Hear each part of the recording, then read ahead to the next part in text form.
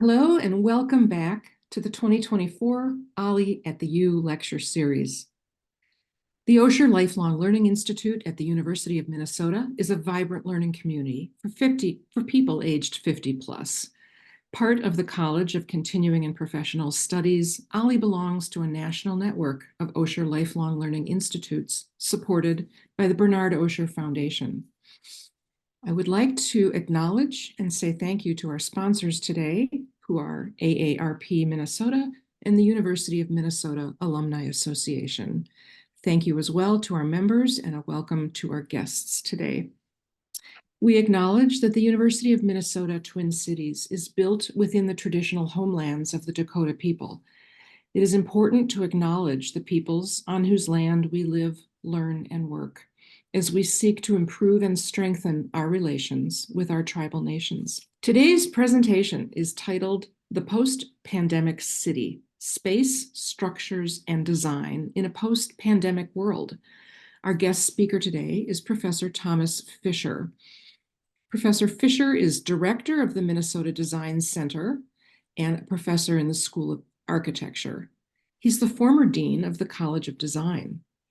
Recognized as one of the nation's most published architecture writers, his most recent book is Space, Structures, and Design in a Post-Pandemic World.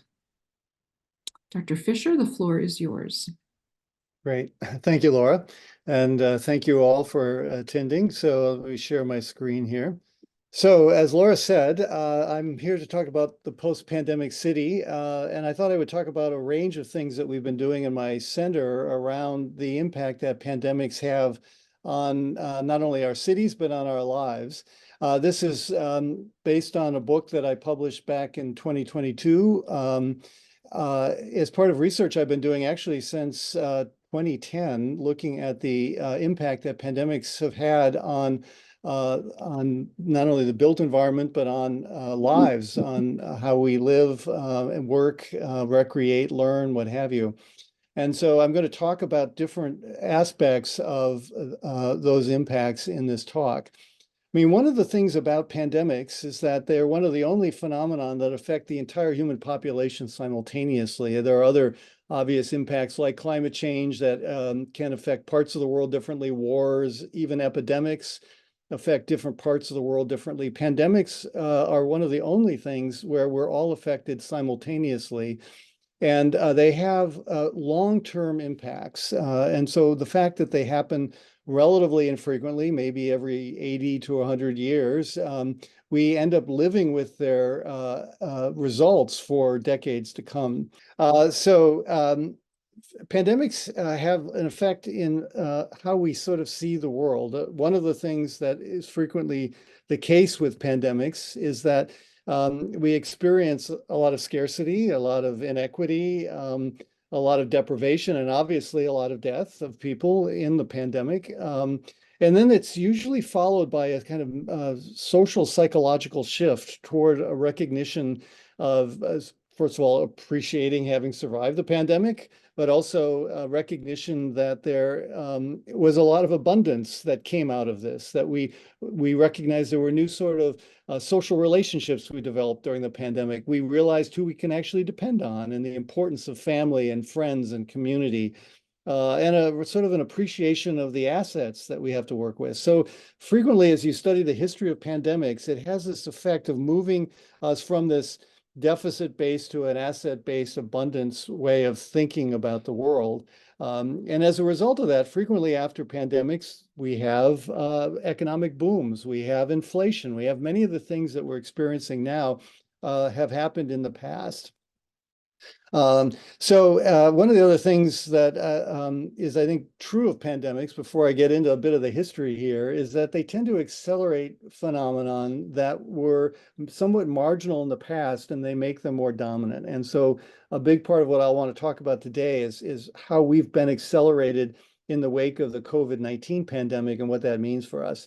But just to jump back a little bit into the history, this has happened before. So for example, in the 19th century, there were a series of cholera epidemics. The one that probably affected the US The greatest was the one in 1854, and really brought a shift in how we think about, in this case, water. It's a bacterial disease, cholera, and it was the result of polluted water in cities and in human settlements, and really forced us to sort of think about cities as not just large villages where there were outhouses and people throwing dirty water in the streets, but that actually a city was something different from a village.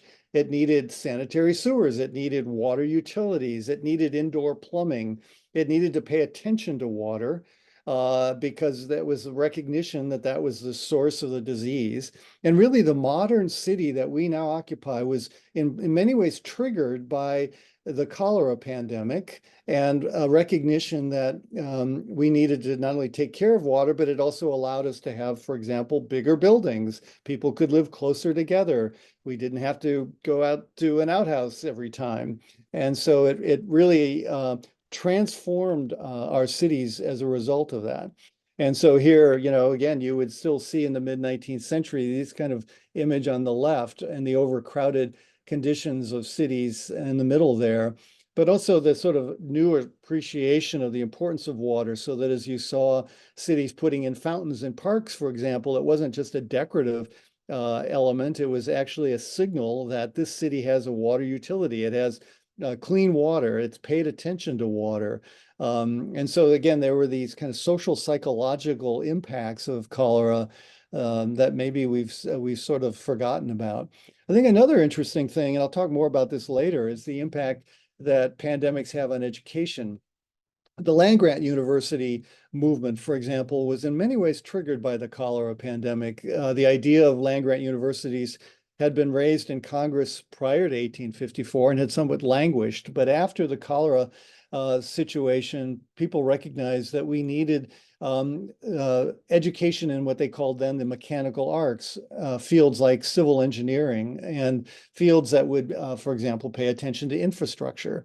And so after the cholera pandemic, the land-grant university idea got new momentum in Congress and was eventually passed by Congress and signed by Abraham Lincoln. And of course, we're at the University of Minnesota, like all states, beneficiaries of that decision. And so, again, one of the things that I think we'll see throughout history is that pandemics trigger transformative impacts on education, forcing education actually to pay attention to questions of access, equity, and affordability. So if we look at the 1918 influenza pandemic, it had different but also equally profound impacts. So that influenza pandemic was like COVID, a viral pandemic. And so it was really the first time we really were paying attention to wearing masks, to paying attention to social distancing. And again, many of the things that we encountered during COVID happened in 1918. There were people who thought it was a hoax, people who didn't wear masks, what have you. And so, again, many of the things that we encounter, we could learn from history and begin to anticipate. But in any event, what happened in the wake of the 1918 influenza pandemic was a sort of a greater desire on the part of many people to have social distancing in their daily lives. And so there was the accelerated interest in owning private automobiles, moving away from trolleys and other places where you were in close quarters with people to having your own private space in your transportation.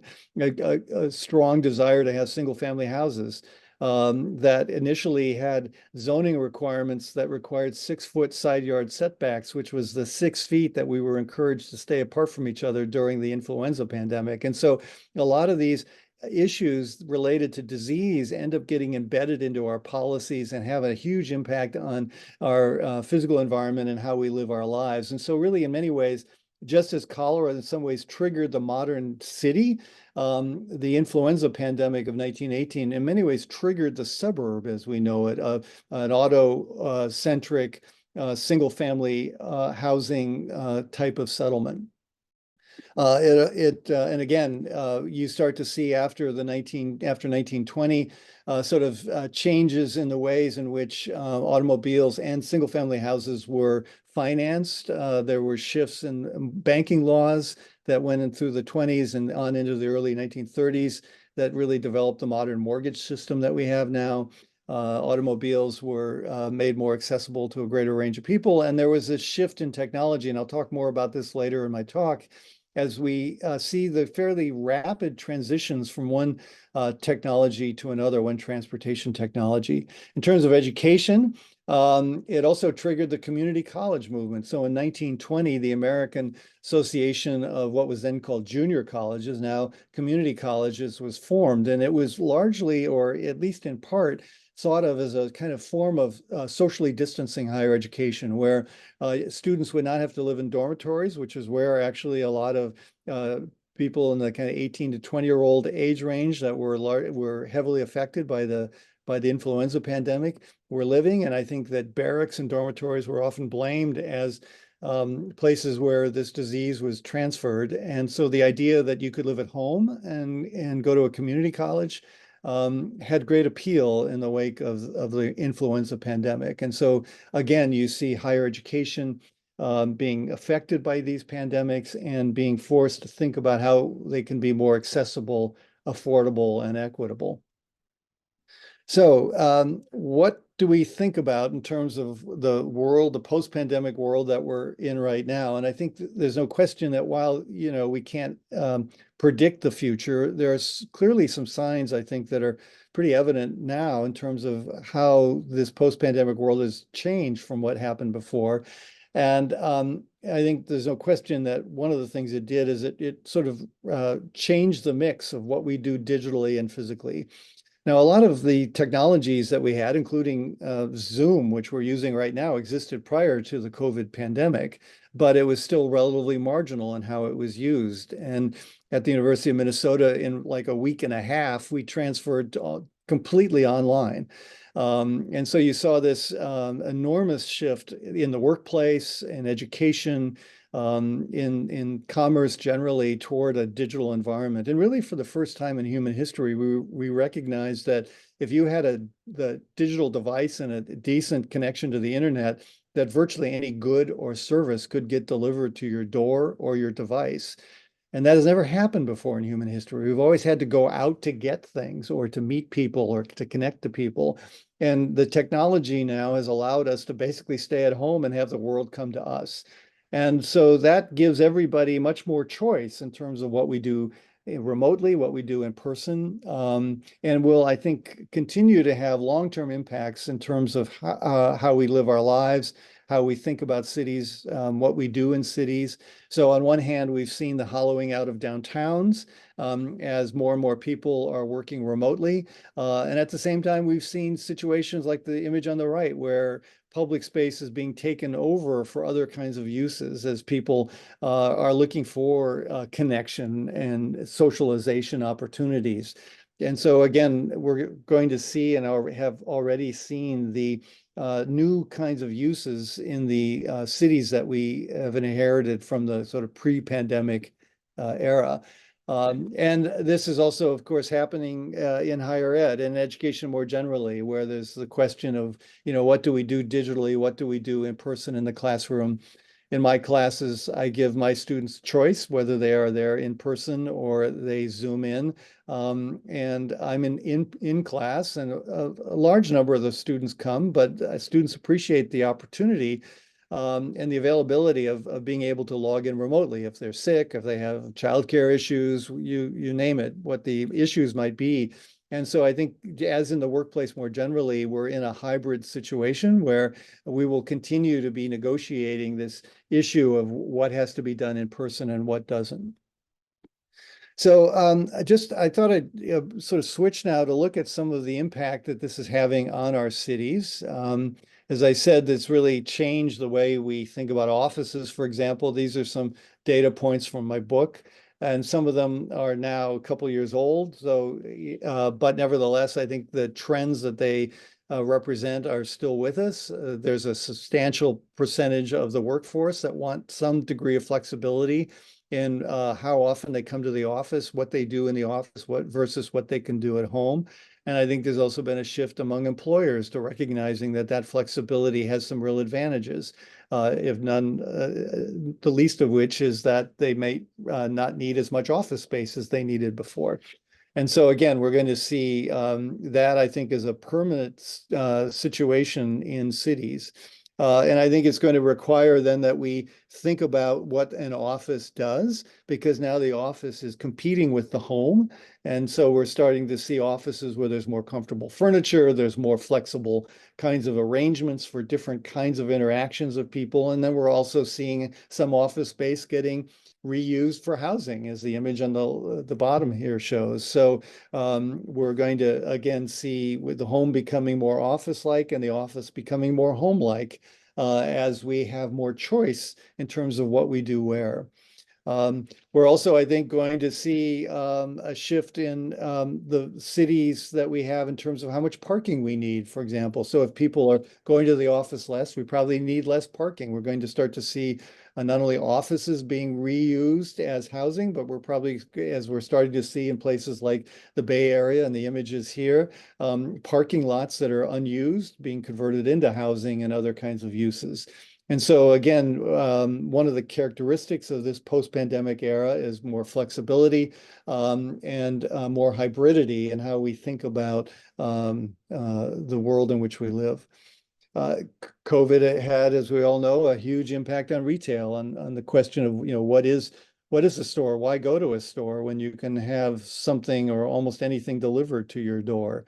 And again, this had a huge impact on local businesses. A large percentage of the businesses that closed during the COVID pandemic were smaller businesses that didn't have the ability to sustain themselves during the pandemic. We saw this sort of what some have called a chainification of American cities, where it's only the national chains that were able to survive. And so thinking about how we can encourage local businesses and how we can compete with online shopping in our stores by creating more memorable experiences, making the in-person experience something that you can't get digitally. And I think that conversation is going to be an ongoing one in the decades ahead, which is, how does the physical environment now compete with the convenience of the digital environment? And what can we do and what do we need to do physically that the online world can't meet? So for example, we're starting to see stores that in many ways are starting to see their customers as sort of co-creators of new products and services. The shoe companies, for example, are doing this where it's not only to come to the store to buy a pair of shoes because they know you can do that online, but if you're in the store, let's engage you in a conversation about what kind of shoes you would like and maybe even get your ideas. So the store is becoming as much a kind of workshop and a creative space, an interactive space as much as it is a place to sell goods. COVID had enormous impact on our streets. Rush hour itself has largely changed in many cities. We're starting to see this shift toward new kinds of transportation modes, and I'll talk more about that in a minute. The rise of sort of bikes as a new form of transportation as well as recreation. What is true of viral pandemics is they really encourages all of us to get outside, to do more things that allow us to be socially distanced, but still interact with people. So we also saw the greater use of parks, not only for recreation, but for other kinds of activities. So again, the transformation of the physical environment comes as a part of this. I think we're going to, as a result of COVID, begin to sort of question some of the restrictions we put on cities and based on older ideas of how cities should be organized. I think we're facing a future in which we need to encourage more startup businesses, the food truck phenomenon, for example, or allowing people to start businesses more out of their homes. One of the lessons from this pandemic was that over half of the small businesses of America now come out of people's houses. And so, it raises questions about zoning restrictions. So what is a residential area when, half of America's businesses are occurring in that residential area? So again, I think we need new kinds of categories to think about how people are actually living and working and reform our cities to allow for that. We're also, again, focused a lot on equity issues. One of the things that we launched out of my center was this nonprofit called Smart North, which is focused on digital equity, because we recognized during the COVID pandemic that if you didn't have a digital device and didn't have an internet connection, you were held back economically. You couldn't attend class, you couldn't shop, you couldn't get your basic needs met. And so this idea of how do we, for example, in this case, use our street lights to not just illuminate our streets, but to also be places where you could charge a vehicle, where you could get internet access, where you could get information, where the street light becomes smarter and does more for people than what it's done in the past. So again, just to sort of wrap up this piece of my remarks, COVID, like many pandemics, reveals inequities, and we've seen this in terms of inequities of income, working conditions with essential workers not being, treated as well and exposed to viruses. The sort of inequities in space, where we have a lot of empty commercial space, but a huge need for affordable housing, inequities of access to the internet, the digital inequities that I mentioned. So these are all issues, and inequitable access to healthcare is another clear issue that we confronted during the pandemic. And so these are all issues that we are going to have to continue to wrestle with and address in the decades to come. But COVID, like previous pandemics, also raises lots of opportunities. As I said, it reveals kind of abundances of social connection. It helps us recognize that we had a lot of underutilized space that we could use more creatively, more effectively, that we have a lot of human and physical and natural assets that we can tap. And really, I think, sort of begins to foster these kind of paradigm shifts in terms of how we think about our futures. So what I thought I'd do now is talk about what some of those paradigm shifts involve. And again, this is all part of this larger theme that what COVID has done is sort of rebalance the digital and the physical. And this is having, again, enormous impacts, for example, on how we work. So one of the accelerations that came with COVID was the increased pace of automating intellectual labor. So we've all heard about artificial intelligence, and of course, AI was underway prior to COVID. But one of the things that this last pandemic did was it forced us to utilize these digital tools more frequently than maybe we did before, and basically accelerated a trend that's been going on for a while of automating labor. In the 19th century, after the cholera pandemic, a lot of that was automating physical labor in factories, for example. After this COVID pandemic, a lot of it is about automating intellectual labor. And so this has changed what sort of how we think about work and what it is, what is the kind of work that humans can do as opposed to the digital environment. And when you look at the history of this, we have been really automating work that is dangerous, predictable, or repetitive. We've been converting that into software, and that has been an ongoing trend throughout really, many decades. There was interesting research that's been done at Oxford where a couple colleagues, a couple of the professors there looked at the 702 occupations and made the argument that about almost half of them have a high risk of automation. And so in my book, I talk about the question, okay, what are the things that people are good at? What are the kind of human activities, the kind of work that is actually resistant to automation? And when you look historically, you can begin to see this. So these are, for example, some of the many jobs that they found as being vulnerable to automation. And again, we're already seeing this in a lot of fields where jobs where there used to be a person doing it, we now use computers and software to handle a lot of that work. But what are the work that resists automation? And I talk in my book, I call them the 6 C's, just to remember them. But these are, when you look at the jobs that machines are not particularly good at and humans are, they tend to fall into a few categories. So there's caring work, work that is about human interactions with each other, where people are actually caring for each other. And here's again, a list of some of what the Oxford researchers show as being work that is not particularly amenable to being converted to software and handled by robotics. Another C is communication work. So work in which humans are interacting with each other. So even though AI has proven itself to be able to write a pretty decent essay on a topic, you can't look AI in the eye, you can't shake hands, you can't communicate with a machine in the same way that people communicate with each other, right? And so it's, I think, helped us recognize what is it that humans do that is particularly that we're particularly good at, and think about the work that that is related to that. And again, here is some of the list of occupations that are based in communication. Craft work is another area. Again, machines are really good at mass producing replicable objects, but when it comes to crafting something with your hands, humans are still better at it. And in fact, one of the things we've been seeing as we increasingly automate work is that there's been a new appreciation of craft. Craft has now a higher value because of its handmade qualities. And again, some of the occupations that they list that are really in many ways craft related.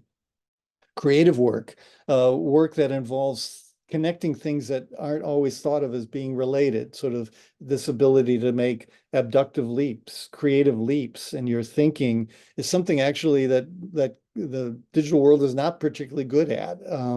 And humans are, the human brain is very adept at seeing things in new ways, reframing problems, and connecting things that others haven't connected. And so again, the whole range of occupations in that field. And it's interesting, construction work is another area that, at least at this point, resists automation. Robots actually have a hard time doing something as simple as building a brick wall. And so I think it's an area where human dexterity is actually, at least for now, relatively hard to replicate in a computer, although there may be a time when robotics gets better at that. But then there's also the question of, do we want robotics to do that? I guess the other underlying question is, if work is fulfilling and satisfying and not repetitive, not boring, and not dangerous, do we even want machines to do it? Or do we want to reserve some of that work for ourselves? And then a final C is community work, this idea of people doing things together.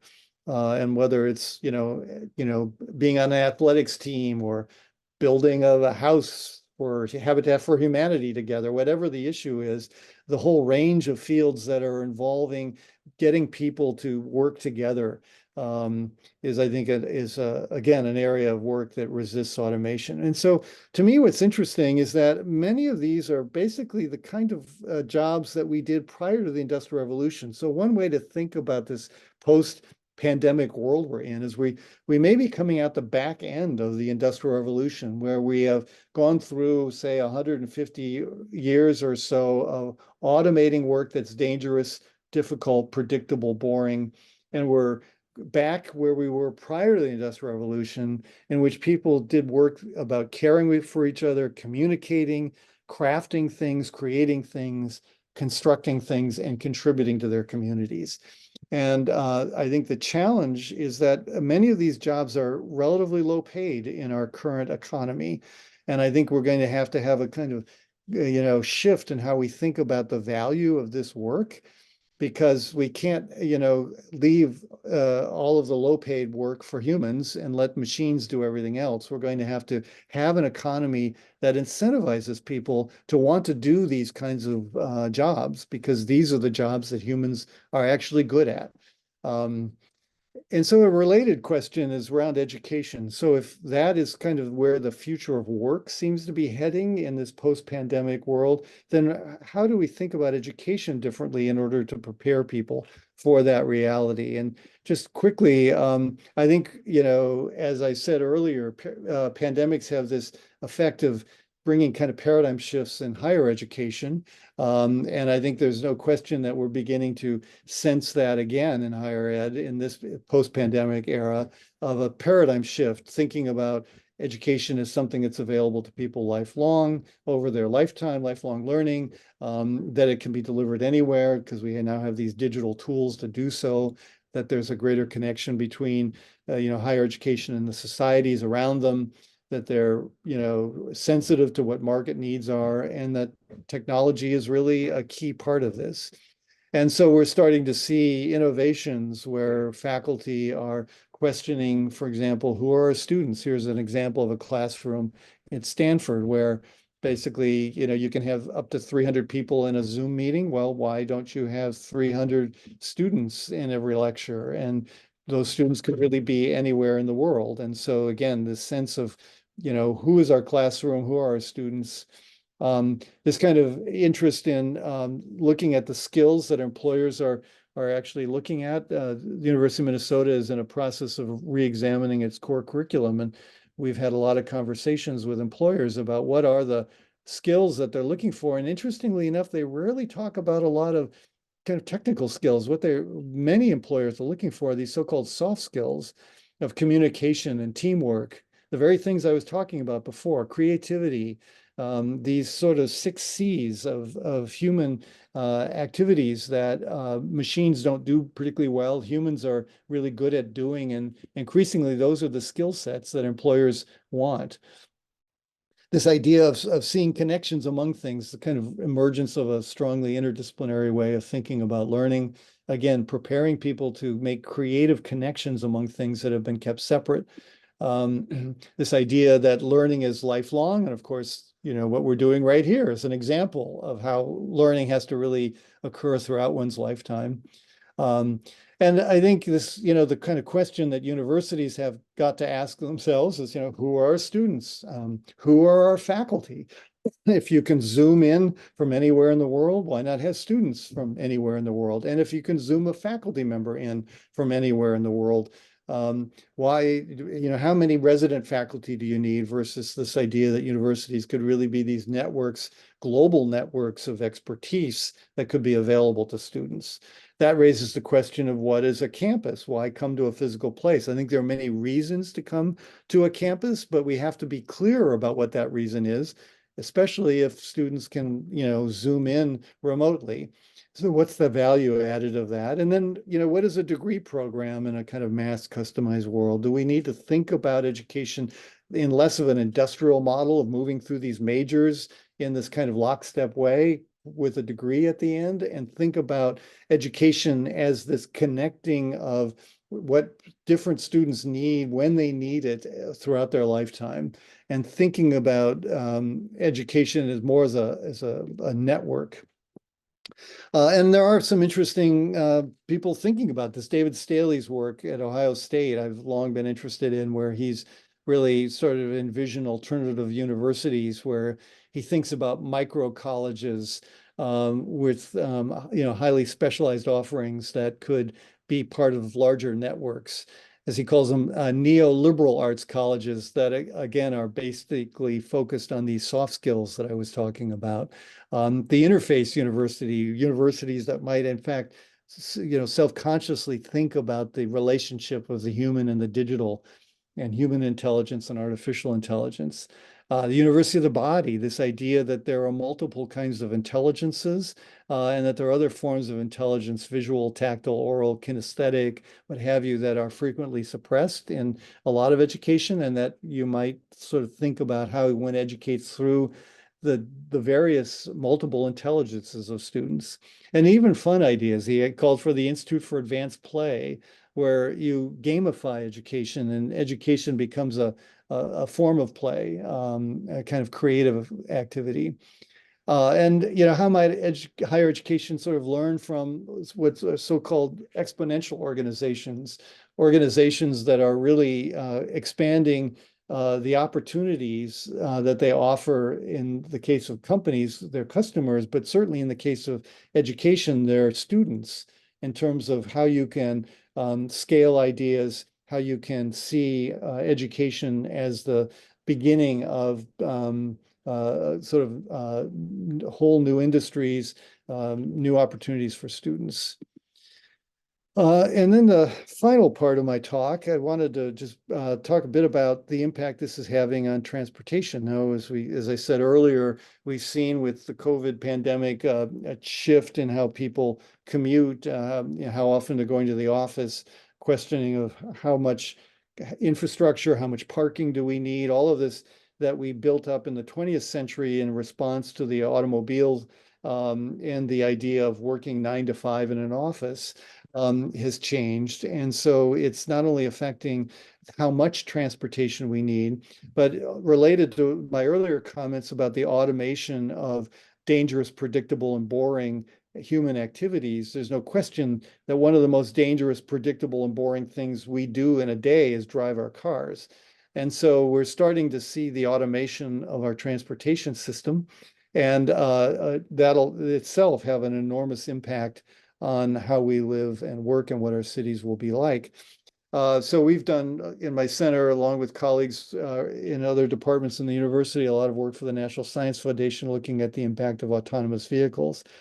And one of the things that I find interesting about this, the history, is we tend to think that this is a slow progression and a slow change, and we forget how quickly we've gone through transportation transformations in the past. So, for example, this photo on the left of Fifth Avenue, New York in 1900, and the photo of the same street in 1913, where on the one on the left, there's one car, and the one on the right, there's one horse. So in 13 years, we essentially flipped our transportation system in America from horses to cars. And there were many reasons for that, not one of which is actually that we don't talk enough about is insurance, which is that horses were actually a somewhat dangerous mode of transportation. They polluted cities with enormous amounts of dung. So they were dangerous, they were dirty, and they were expensive. And the automobile offered a safer, cleaner, and cheaper mode of transportation. And as a result of that, insurance began to tip the scales, which is that the mode of transportation that is more dangerous, involves more liability, creates more accidents, is the mode of transportation that becomes increasingly expensive to insure. And there's a point, a kind of a tipping point, where we essentially move into the cheaper, safer, cleaner mode. And so again, this is just shows in the graph on the left how quickly we flipped from horses to cars. What our streets were like when we were dependent on an animal like the horse to move us around, and how dirty our streets were. We tend to forget this, but again, this was also related to disease. There was a lot of sense in 1918 that the viral pandemic of influenza was in part because of the dirtiness of our cities. And so again, this notion of public health in cities is also an issue. But what came with this flipping from horses to cars was a sort of a rethinking of our infrastructure. We had roads that had been designed for horses that weren't particularly amenable to handling vehicles. And so it was over a fairly long period of time that we began to pave the roads of America. And it takes a while for the public sector to catch up with these private sector transformations in how we think about our transportation technology. And so that brings us to today, which is that one of the things we're seeing the auto industry move rapidly toward is a new mode of transportation in which we take another animal out of our transportation system, which is us, because humans are really the cause of over 90% of the accidents. But one of the other things we saw during the pandemic was this interest in being isolated, not having to be in a vehicle with others. So again, this trend toward isolation in the wake of a viral pandemic that we're seeing occurring once again. Again, one of the reasons for this has to do with the fact that a lot of these vehicles are cheaper, safer, and cleaner than what's been available to us. This is all part of a shift in the auto industry toward mobility as a service, where increasingly car companies are recognizing, rather than trying to sell us a car every few years, that they could sell us mobility every day. And so the vehicle becomes a service delivery mechanism as much as a transportation device. And this is something that will not only be much more profitable for the companies, but actually much less expensive for us, because some of these companies, Ford, General Motors, Toyota, are thinking about a subscription model in which we would have basically infinite mobility for a subscription, monthly subscription. Although there are companies like Waymo that actually have an advertising-based model, which is that the ride itself is free if we're willing to look at advertising. Or in the case of Google, they are interested in us spending our time being on Google, buying things, seeing things, rather than driving our cars. And so a lot of this has to do with sort of the attention that autonomous vehicles allow us to give to other things. This also produces a different kind of road. So just as we had roads that had to shift as we moved from horses to cars, we recognize that as we move from drivered cars to driverless cars, that the road is going to change, because driverless cars are incredibly precise and they tend to rut our roads, as you can see in some of the research images here, where after just a few days, the roads start to develop these ruts because the vehicles follow the same path over and over again. And so some of the work that we've done in our center is being to look at what these future streets will look like. And one of the things that we realized is that there are multiple benefits for this shift. So not only will the shift to mobility as a service reduce the cost and increase the mobility to Americans. For example, now about 25% of the American public lacks mobility, either because of physical challenges or age, but also because, a large part of our population is too young to drive. And so mobility as a service basically gives mobility to all of the youth in our society that don't have it now. And so there are multiple benefits, but one of the things that we recognize is that these new roads on the right allow us to have a much more pervious surface because the vehicles, because of the precision with which they drive, you really only need to have essentially reinforced concrete grade beams where the tires go. The rest of the road surface can be pervious, which allows water to infiltrate into the roadbed, which allows trees to grow better because of more water for their root systems. It reduces the heat island effect of cities because the street is greener.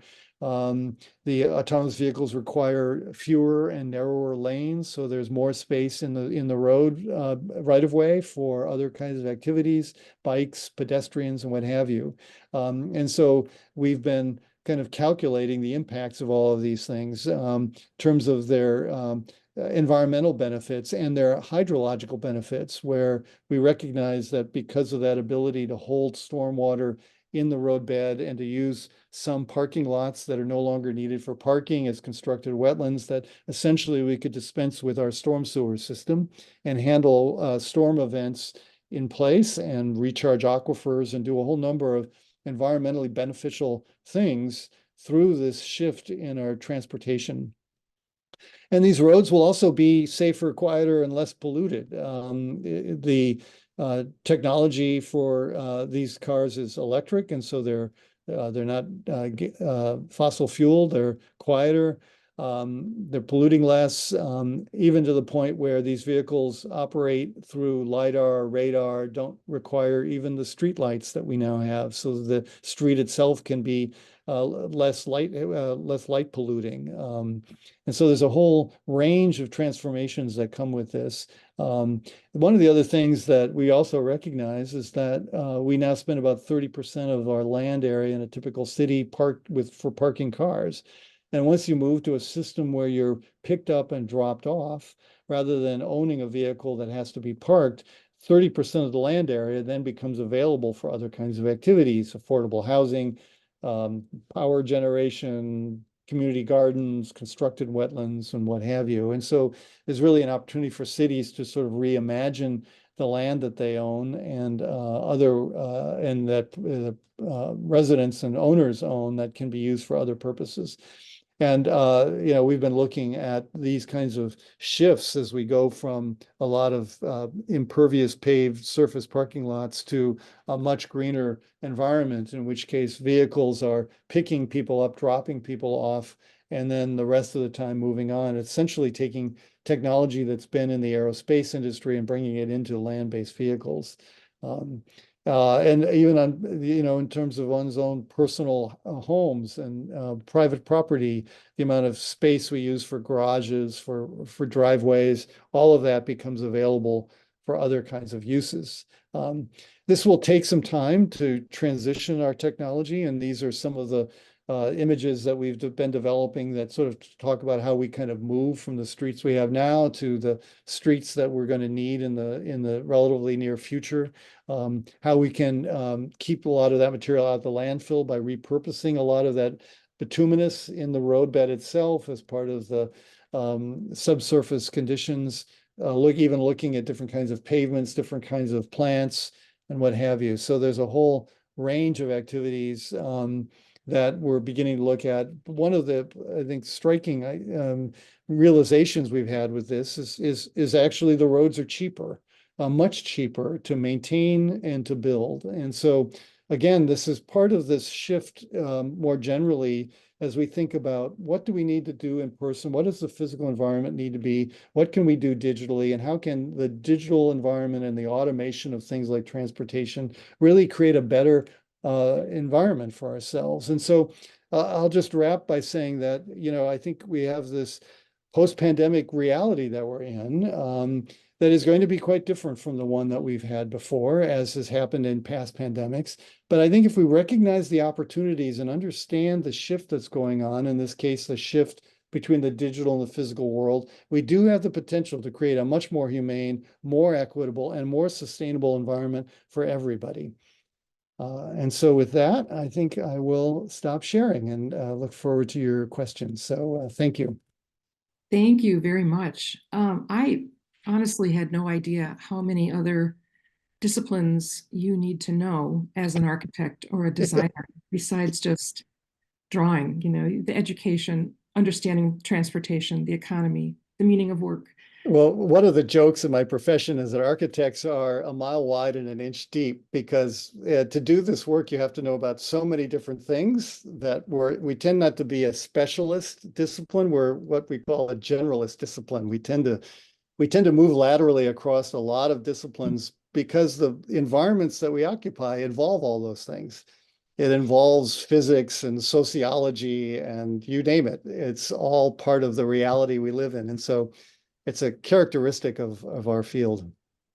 And your clients don't necessarily bring all of these other pieces to you when they want something to be designed. They're only thinking perhaps of the next 10 years, and you're trying to think about all, and the built environment exists for a long time. We have to think about not just now, but what's this building and this city going to be like in 50 years from now. So okay, so speaking of time frames, the last piece that you mentioned was that this is going to take some time. Do you have any vision for roughly how, clearly decades that this will take, but not centuries, I hope? No. Yeah. I mean, the thing about it is that, first of all, the very things we've been experiencing happen after every pandemic. As I mentioned, there's inflation, there's an economic boom. There's also a strong desire for people to go back to the way it was, because we just for psychological reasons, we want to go back to some degree of normalcy. And so we've done that, but one of the things that happens, you start to realize, well, wait a minute, this isn't the same world that I left, right?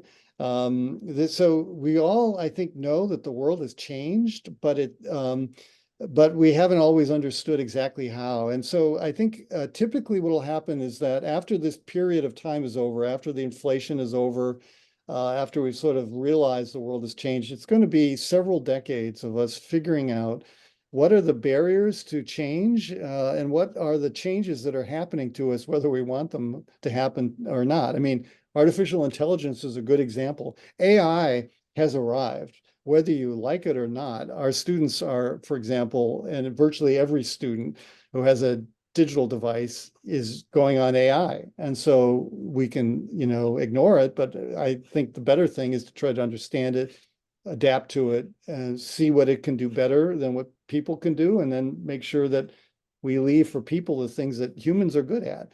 So this will be a multi-decade thing. And of course, as happened in the past, I mean, cholera triggered the modern city and indoor plumbing. We still have indoor plumbing. And, the 1918 flu triggered suburbanization. We still have private automobiles and single family houses. And so, the changes happen for decades, but often the impacts of these things go on for a very long time. I would like to talk with you about the Nicollet Mall because it's our treasured public space and it has really fallen into decline. And certainly the pandemic was a chief driver of that. But what would be your vision for that space? Yeah, I think one of the things we did a study of in my center was to look at the streets of downtown Minneapolis. We were interested in what's been going on in Barcelona, where they've begun to have fewer through streets. They have what are called super blocks, where we have a lot of through streets in downtown Minneapolis, probably too many, more than we need. You could still move traffic through the city with fewer of those through streets. We looked at what it would take to get cars or vehicles access to the front doors of buildings, and it turned out that we could pick up about 40% of the public right-of-way in downtown Minneapolis for other uses other than cars. And so we began to think about thematized streets. So there would be a food truck street there. So it'd be a food street. There'd be a performance street where you could hear music and people could, perform, dance, or whatever. There would be a recreation street where people could, play volleyball and skateboard. There would be a cookout street where you could have,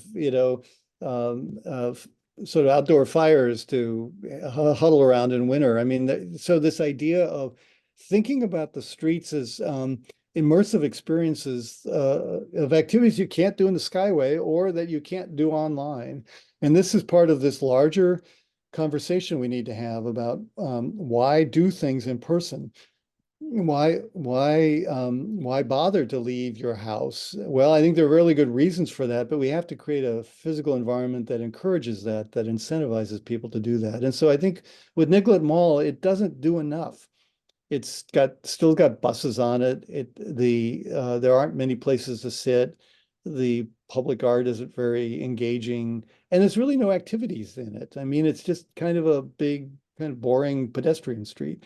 What it needs is activities that people can't find anywhere else that draws people to that street. Do you know if the city of Minneapolis is working with experts on these issues, like perhaps working with you or your colleagues?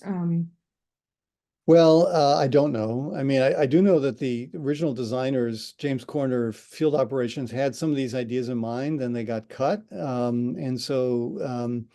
I think it's not just the physical design of the street. One of the new kinds of jobs that's emerging in cities is called the urban curator. This idea that there is somebody who's curating activities in, say, a downtown, and ensuring that there's activities that draw people, and that there's a sort of diverse range of activities so that a diverse population wants to be there, right?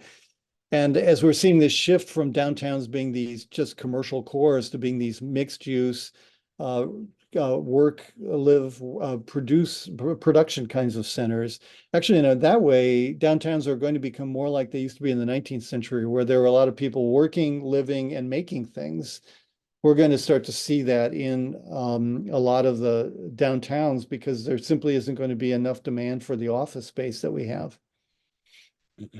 And the shopping malls are also emptying out, right? So do you foresee the same sort of transition happening for them as for empty office buildings, that maybe it would transition to more housing? Or do you think that more immersive experiences are best? Well, and I think it'll be a little both. I mean, for example, one of the interesting phenomena with malls is that some malls that are very focused on a particular customer base, like our own Somali mall here, does really well. And so malls that are very, somewhat more focused and more immersive, I think the Mall of America still does well, in part because of the immersion of Camp Snoopy and all of that kind of activity. Those malls are still thriving, but the malls that are struggling are the ones that aren't sort of offering anything that is immersive or different enough to attract people. And so some malls will do fine. Other malls are going to be transformed into, a range of different things. Some of them we're seeing around the country, some malls are becoming production places where they're growing and making, food, and they're making goods. It's more like turning into an industrial function. Some are turning into community colleges. Some are being adapted into housing. And so this will be an ongoing activity over the coming decades. I wonder if libraries will go the same direction. Well, I don't know. yeah. Yeah. I mean, I think, yeah, libraries are changing. There's no question about that. I think they're becoming one of the things we did during the pandemic is help the Ramsey County Library think about the libraries as social service delivery centers, where instead of expecting people to come to the administration building, that the administration goes to where the people are, which is the library. And so I think we're going to start to see libraries become these multi-purpose kinds of centers where you can get books and knowledge and information, but you can also get a health checkup, and you can also get, access to other kinds of services. Yeah. Okay, so then we have some very specific questions from people about this transportation plan that you talked about, where you could transform the streets. And not to get too far down into the weeds of all this, but how would emergency vehicles, police, fire, be able to navigate a new system based on Like that. automated? Yeah, that's a great question. I mean, right now, we ban horses from our streets, although we allow the police to still ride horses in our streets, right? And so we still allow the older technology for particular purposes. So there's no question that we will still have emergency vehicles, police vehicles that are not autonomous, that are driven by people and will go fast because they need to go fast. And that's fine. We need that, right? It's just that for the vast majority of us who are not going to put a fire out or respond to emergency, we're actually much safer by not driving, by having the vehicle drive. And the thing about this is that this is not new. I mean, every time we take a commercial air flight, we're in an autonomous vehicle. The vehicle is really only under the control of the pilot for maybe 10% of the time during takeoff and landing. Most of the time, the plane is flying autonomously and safely. And so this is really an older technology that's simply being brought into surface transportation that has been long developed and proven in aerospace. And so, unless one is really afraid to get into a commercial airplane, which, by the way, is much safer than getting into your own car and driving it. Again, getting into an autonomous vehicle will be a much safer decision than driving it yourself. So let's switch to talking about money. Okay, these changes will require a massive amount of money. And we know that tax collections are probably down in cities because of the emptying out of so many commercial buildings. And perhaps in the future, this will just get worse. But how do we pay for all of these things? Well, it's interesting. So imagine cities will lose revenue in terms of parking tickets, in terms of speeding tickets, parking rates, all of that, because vehicles aren't going to be speeding and they're not going to be parking. On the other hand, cities are going to pick up 30% of their land area for taxable purposes that are much higher value than a surface parking lot. And so there's going to be an enormous boon to the potential to raise revenue through the development of all of this land that we give over to cars, which are typically taxed at the absolute bottom rate. I mean, there's sort of parking lot is kind of taxed at the rate of a cornfield. I mean, it's about as low as you can go. And so, thinking about 30% of your land having a higher and better use is an enormous, revenue potential for municipalities. As well as, the shift, as I was mentioning, for new kinds of roads where you don't have to have storm sewers. Putting in place and maintaining the storm sewer system is an incredibly expensive piece of infrastructure. If we could keep the water where it drops, recharge our aquifers, and not have to move water to our waterways, it also reduces water pollution and other kinds of problems. Is a huge savings to the public sector. So you lose some revenue on some sides and you gain revenue on other sides. So would all of these things apply with smaller cities though as well? I mean, maybe rural areas are not going to be able to afford or need some of these changes, but smaller cities would. And I don't know that they have the revenue, but that's a question for you. Yeah. I mean, and some of this, like the transition from, horse-drawn streets to, vehicular streets took some federal government, investments, incentives. I mean, we've paid for the change in our infrastructure as we went from horses to cars. Took us decades, but we did it. In small towns and suburbs did it. So yeah, I mean, I think that, and the thing about this, these new roads are less expensive than the ones we put in now. And so, and we've sort of shown how you can actually repurpose, a lot of the material on the road. It's not like you have to haul it all away and start over. You can actually reconfigure existing streets for this new technology relatively effectively and relatively inexpensively. All right, thank you. I have another question about one of our other beloved spaces besides Nicollet Mall, and that is the Lake Superior Lake Shore. Someone has asked if you have any thoughts about moving the interstate away from the lake shore up in Duluth.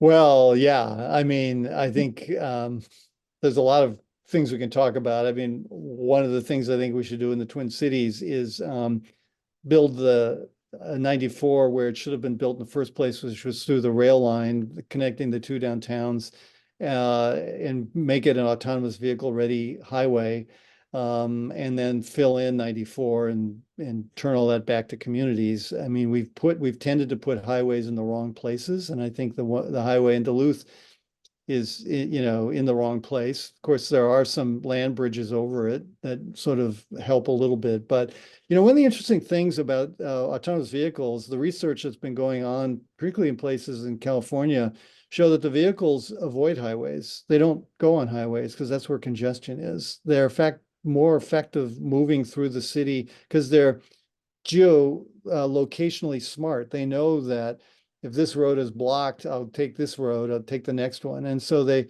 actually use the existing infrastructure of the city and the suburb more effectively and don't all sort of cluster on a highway and then sit in traffic the way we do. And so I think you're going to start to see much less demand for highways as we've known them, and a different kind of transportation infrastructure emerging out of this.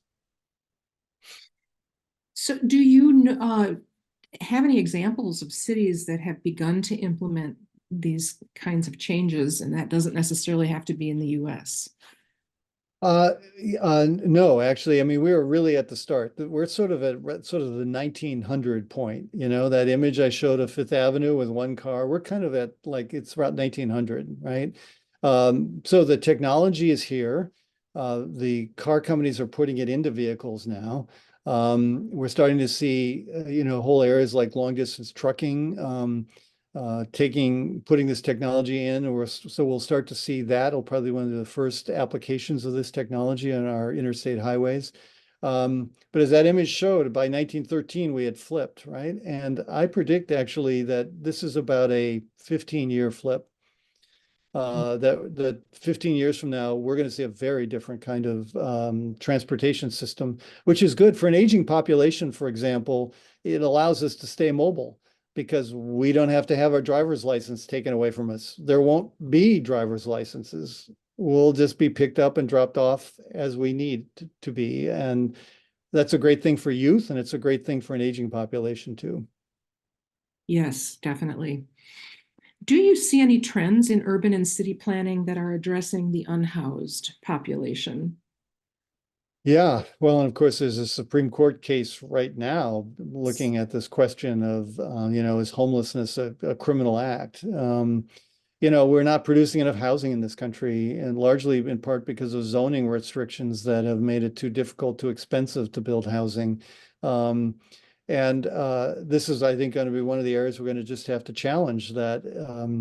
It's interesting in Japan, which has really very little homelessness. They took one of the earliest zoning codes we had in the United States, which was in Los Angeles in the early 20th century.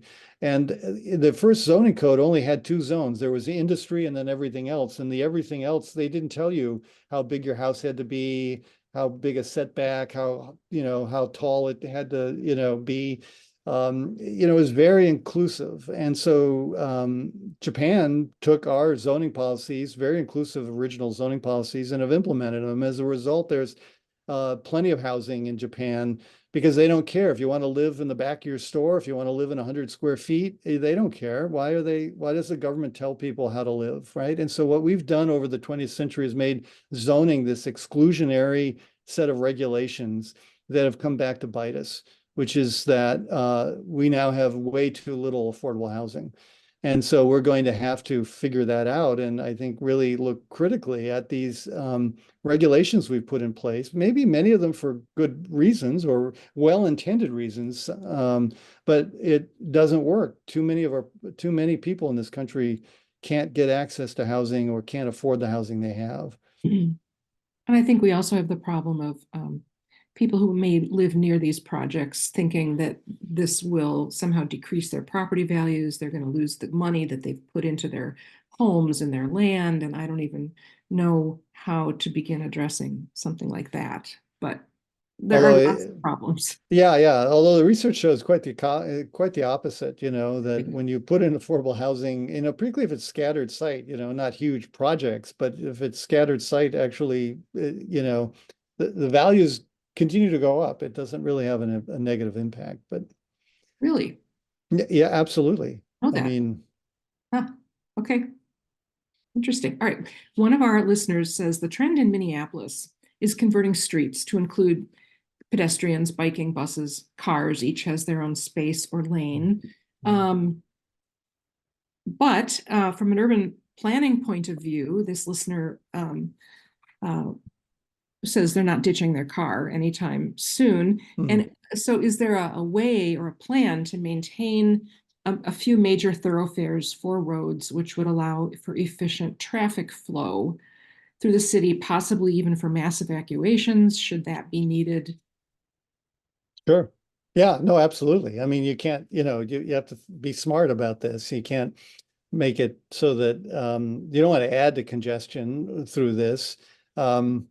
And yeah, I mean, it's so interesting to me because I think, when I've done the sort of a lot of work in the history of the transportation industry, in 1900, people were saying, I love my horse. I'm never giving up my horse. You can't put these newfangled machines on our streets. Horses need to have space, right? By 1915, most people didn't have a horse, right? They got rid of their horse. Horses were too expensive. And then eventually cities were banning them, right? We're in the same place. I mean, people love their cars. They're saying, yeah, I'm never going to get rid of my car. That's true. But this is, you wait. So imagine this. I mean, you can still drive your car or you can get a subscription for Ford or a free ride with Waymo. That is a tiny fraction of the same cost. And you can have unlimited mobility anywhere in any kind of vehicle you want. You want a pickup truck one day and a sports car the next, you can have access to that, right? And so one of the things, and then as you shrink the base of the high risk pool, which are drivers, it's going to get more and more expensive to drive. So in probably, let's say 15 years, generously, let's say 20 years, No one's going to say you can't drive a car. It's just you won't be allowed to drive your car in the city or suburbs. It'll be like owning a horse, which is you'll have your car out in the country. It'll be a very expensive hobby. And you'll probably need a license to drive out in the country, and you will then take your, autonomous vehicle will drive you back into your home in the city or the suburbs. That's where we're headed. So no one's going to take drivers' cars away from them, but it's going to become a very expensive hobby um, within a decade or two. That's fascinating. Yeah. Um, so, do cities even have a future? And let me explain, if people in the pandemic have voted with their feet and moved to rural areas just for safety and for nature, and they can work anywhere and they want to raise their kids in a nice place, Mm. do cities have a future at all? Yes, but it's also correct. There was a rise of so-called Zoom towns as people were moving away. I mean, after every pandemic, people leave cities, they flee cities because cities are viewed as this place where there's, high rates of infection, right? And then every city comes back. People tend to come back to the city in part because it's where the economy is, or it's where the jobs are. But there are some number of people who don't, right? I mean, I do think that the post-pandemic world is going to be, potentially a real benefit to smaller communities that can offer a high quality of life, closer to nature. You probably need to have a pretty good bandwidth in that town if you're going to attract workers to your small town. But I do think we're going to start to see a distribution into smaller communities from workers who don't really need to be in person in an office very often. That doesn't mean cities are going to disappear, but cities are going to change, right? And so we're going to see cities becoming uh, higher quality of life places than they have been, I think, because people now have a choice. It's kind of like the thing I was talking about with the office is true for the city. If people have a choice to whether to live in the city or not, the city better make sure that its quality of life is competitive so that people want to be there. Yes, and access to services is important as well as airports and things Yeah, like that. right. All right, with all of your expertise that you've just talked about, I personally would like to hope that cities and urban planners are tapping into you and your colleagues' knowledge to help plan. And so without naming any specific cities or areas, is that true? Do people look to you for advice on what to do?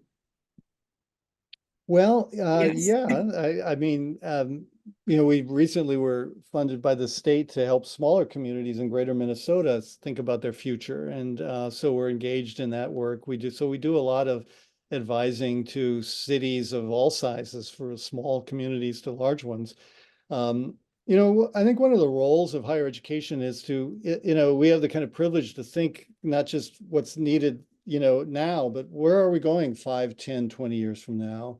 And it's an important role. And then how to help cities and people, communities sort of figure out how to get ahead of the future that's coming, right? And so, I work a lot with my planning colleagues in cities of all sizes. Give a lot of talks about these issues. And but they have a different role. I mean, they're in the trenches and they've got to deal with these issues, day to day. We have the kind of privilege to think a little bit out into the future. Mhm.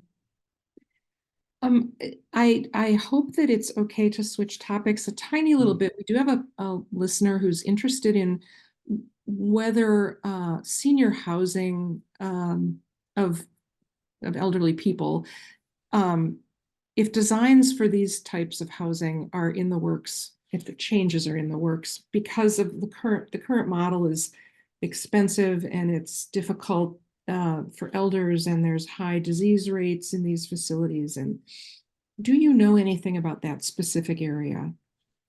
Well, a little bit. I mean, it's not my particular area of expertise, but I do know that there are some interesting models that are emerging that are moving away from this kind of large congregate housing for the elderly. I mean, there are some advantages to that. My own mother lives in one, so I understand the advantages of that. But I also think that, again, I think that we are looking to a future in which people are going to have more choices. And um, there's been an interesting move in some cities where people who are living in a house that's too big for themselves and want somebody else in their house, but don't really want to leave their house to move into an apartment, for example, are bringing in boarders. The idea that zoning is now allowing people to have boarders, to have younger people who might be in the house, living with you. And it turns out that that is actually a model that we used to have, that we regulated out of existence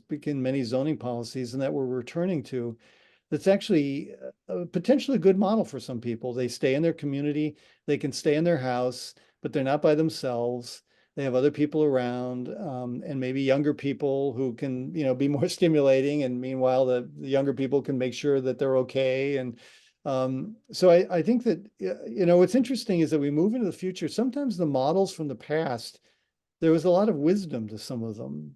And I think that, we need to look back at what we used to do and say, some of these things were actually real options for people that we should allow for and maybe even encourage. So I think that that's, one trend I'm seeing that I think is positive. Yeah, I have a question here, which is please address commercialized public space versus Mm. free public space. And I don't personally know what commercialized public space is. So are you able to define that for us? Well, there's this thing called POPs, privately owned public spaces, that are emerging as cities' budgets have been squeezed. They've been doing many things, actually for quite a while, to incentivize private property owners to do things that benefit the public realm, and giving other benefits to the private property owner. They could build a taller building or a bigger building or something in exchange for providing some amenities on the street for the public. So that's one kind of example of that. But I also think that this is again this another commercialization of public space comes with the dependence on advertising, the dependence on corporations to sort of fund things. And I think it's a really interesting question. I mean, it also applies to the transportation point I was making earlier, which is, Waymo will give you a free ride if you're willing to watch advertising in the vehicle while you're being driven.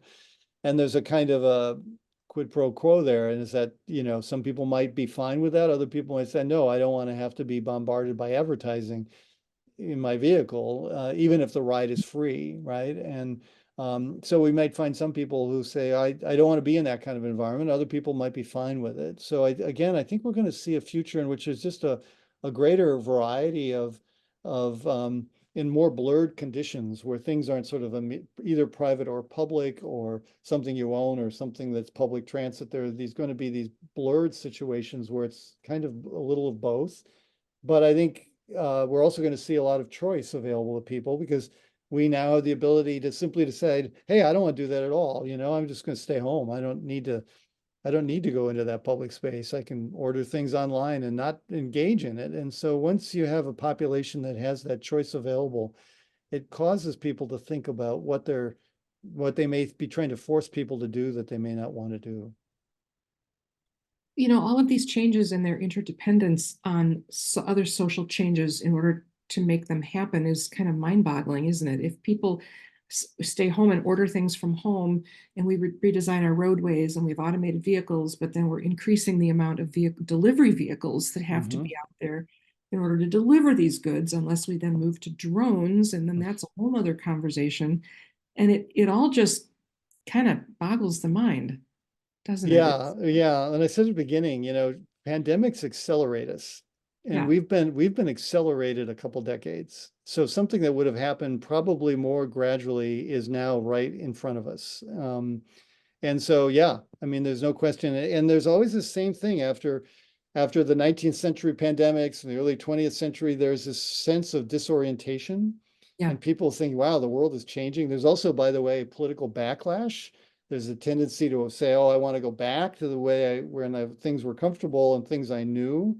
But the world doesn't stop. I mean, the world keeps moving. And because of that acceleration, I don't know, it may be 2024, but we've been accelerated to about 2040 in terms of the immediacy and the speed with which things are changing. Because a lot of these things are, again, as I said, were available before, but they were marginal and now they've become dominant. And that's a big shift. Yes, yes, so many inputs. Many questions about whether you think that the redesign of I-94 between Minneapolis and St. Paul can even begin to incorporate any of these new ideas that you're talking about, or whether it'll have to be redesigned again in the future. Well, a couple things. I think I mentioned earlier that maybe we need to build a new highway someplace else that's actually autonomous vehicle ready, which would be a very different kind of highway, a much narrower, quieter highway. But there's also the question that maybe we don't need highways at all, that geolocated autonomous vehicles will make their way through the city probably as fast as, they might on a congested highway. So I think we're going to sort of see. I mean, the research that Arup engineers did out in San Francisco when they asked autonomous vehicles, for example, to take somebody from Oakland to San Francisco, the vehicle would drop somebody off at the BART station because the vehicle knew you can get there faster by train than staying in the vehicle. But the other thing they noticed is that the vehicles were avoiding the highways and then parking along the highways at night, waiting to be called up the next morning. And they actually said that kind of a weird way that the highway may become the nighttime parking spot or the place where the vehicles kind of hang out until they get called up again. And so, who knows what highways are going to be, but I have a feeling they're going to be different from what they are now. Yeah, I had never thought of it that, but of course, highways aren't being used at night very often. What else can we repurpose them for? That's right. What about co-working space that's being developed in the city? Do you think that that is a short-term trend, or is that something we're going to see a lot more of? I think we'll see a lot more of that. I mean, again, there's the need for the ability to have some office space that you can go to, but maybe you don't want to go there 9 to 5, 5 days a week. So you're probably in a shared situation where you're going to be occupying spaces that other people will occupy as well. Um, we did some research during the pandemic in terms of what it would take to get people to come back to their office. And we heard things like, well, if I had more co-working space that was more flexible, if I had childcare on site for my kids, if I had more comfortable environments, more like my house, I might be more willing to come back. And so we're going to see, the office change. They'll still have offices, but they'll be more, as I said, more comfortable, more residential-like, more flexible, more collaborative. And the idea of everyone going to and sitting in a little gray cubicle 9 to 5 is probably going to disappear because there's really no reason to do that anymore. So yeah, we'll have all these things, and then we're going to see the emergence of new kinds of buildings. There's this thing called the neighborhood clubhouse that's starting to emerge in some cities, which is to meet the needs of people who are working at home but don't want to either be alone or can't work at home, but don't want to go downtown to an office. And so these are places that sort of mix co-working space, access to technology, meeting spaces, decent food and coffee, childcare.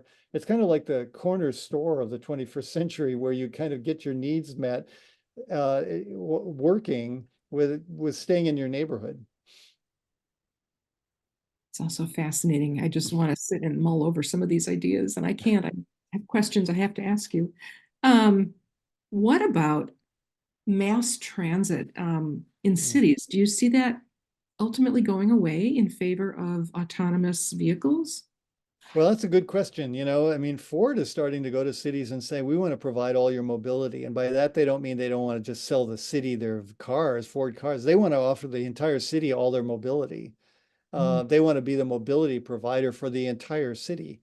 And a lot of cities don't quite know what to do with these offers. And so, but I think we're going to start to see that. And so I think we'll see in very dense corridors, like the corridor down University Avenue between downtown St. Paul and Minneapolis is probably still being dense enough that the light rail line still is serving a purpose that, autonomous vehicles couldn't. But I do think that we're going to see the end of the fixed schedule, largely empty bus driving around cities, horribly underutilized. And we're going to start to see much more of a flexible on-demand system that'll probably be better attuned to where the demand really is.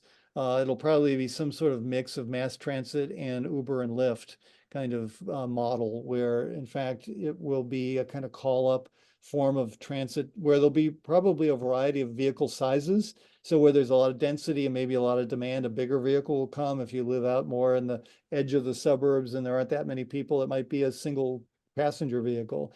But once you become autonomous, once you don't have to have a driver, these vehicles can really go anywhere, and they're quite efficient. So, I do think that some component of mass transit is going to change. Do you see the same sort of changes potentially in the future for airports, or do you think that we are going to have that model of large centers that you have to go to catch a plane for the quite a ways into the future? Yeah, that's a good question. There's a piece in the New Yorker, I think it's this week, on flying cars, and all of the advances that have happened in sort of these personal aviation vehicles.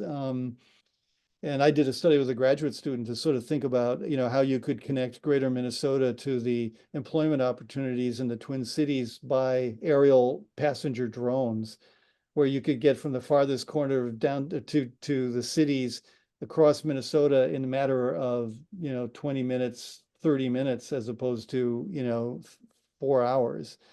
And so we may, in fact, see this kind of transformation in our aerospace industry where there are, we'll still probably need big jets to go, around the globe, across the oceans. But I think we may see the emergence of these much smaller aerial drones taking people in shorter trips, and then in some ways potentially replacing land-based vehicles, where we sort of showed that you could actually reduce the number of roads by depending more, and particularly in rural areas, on aerial drones to move people around. Flying cars, I'm Yeah, just amazed. I think flying, jetpacks, so I don't yeah, even need a car yeah, would be a great idea. But I yeah. suppose rainy days would be a problem. Yeah, But it's a good piece. It's in the New Yorker right now. wow, It's worth reading. okay, Yeah. definitely not in my lifetime, but wouldn't that be I don't know. wow. Well, that is a great thought experiment to end our time on. I really appreciate your Yeah. willingness to answer all these questions, Yeah. and you've just presented some amazing ideas for us all to think about. I've really enjoyed chatting with you, by the way, so Yeah. thank you very much. This was Dr. Fisher for us today, but next week on May 2nd at the same time, we have our last presentation of the series, which is University of Minnesota Libraries, the front line of providing access to information to the campus, the community, and the world, with Professor Lisa German. So I look forward to seeing all of you then. And meanwhile, have a lovely day. Take care. Bye. Well, thank you. Bye-bye. Bye.